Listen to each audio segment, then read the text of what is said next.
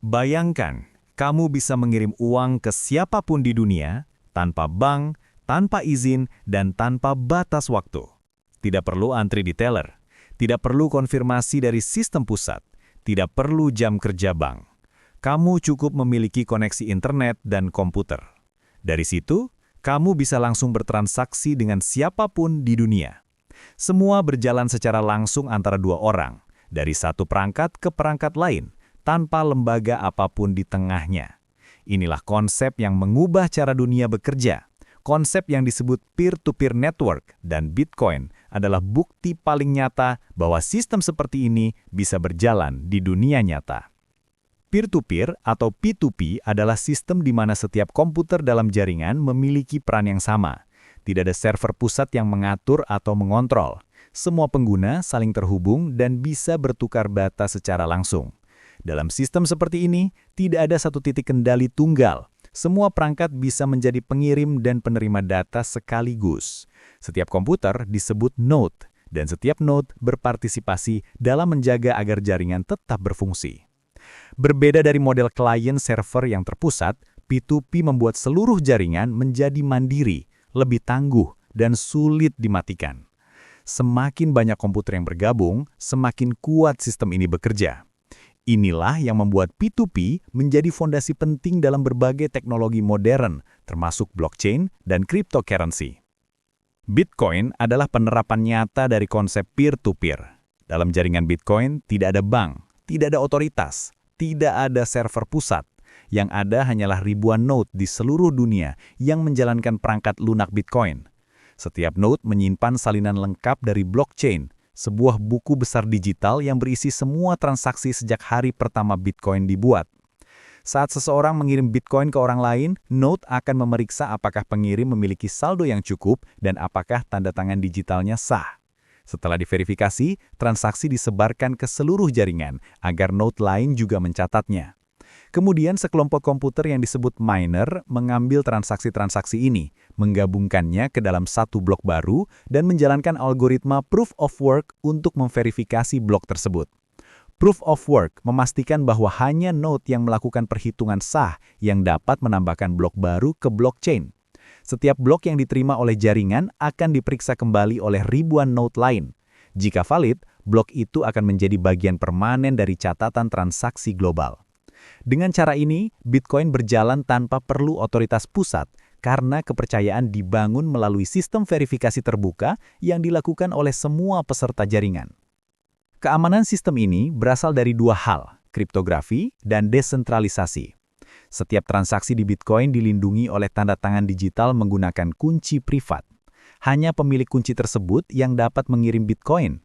Semua node dapat memverifikasi tanda tangan itu dengan kunci publik, sehingga memastikan bahwa transaksi tidak bisa dipalsukan. Setiap blok dalam blockchain terhubung dengan blok sebelumnya melalui hash kriptografi. Jika seseorang mencoba mengubah satu data saja di satu blok, maka seluruh hash akan berubah dan jaringan langsung menolaknya. Karena blockchain disimpan di ribuan node di seluruh dunia, tidak ada satu titik yang bisa dijadikan target untuk menghancurkan sistem. Untuk bisa mengambil alih jaringan, seseorang harus menguasai lebih dari 50% daya komputasi seluruh dunia. Biaya dan energi yang dibutuhkan untuk itu sangat besar, sehingga hampir mustahil dilakukan.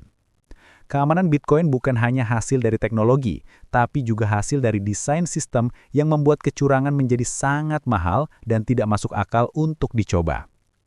Model jaringan peer-to-peer memberikan banyak keuntungan. Pertama, tidak ada perantara. Pengguna bisa bertransaksi langsung tanpa bank atau lembaga keuangan lain. Kedua, sistem ini tahan sensor. Tidak ada pihak yang bisa menghentikan transaksi hanya karena alasan politik atau kebijakan. Ketiga, sistem ini tangguh. Jika satu node mati, ribuan node lain tetap menjaga agar jaringan terus berjalan.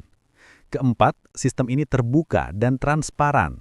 Semua transaksi bisa dilihat dan diverifikasi oleh siapapun. Kelima, sifatnya global. Tidak peduli di negara mana pengguna berada, selama terhubung ke internet, mereka bisa ikut berpartisipasi. Bitcoin membuktikan bahwa sistem keuangan global bisa berjalan hanya dengan kode, logika, dan partisipasi pengguna tanpa perlu kepercayaan pada lembaga tertentu.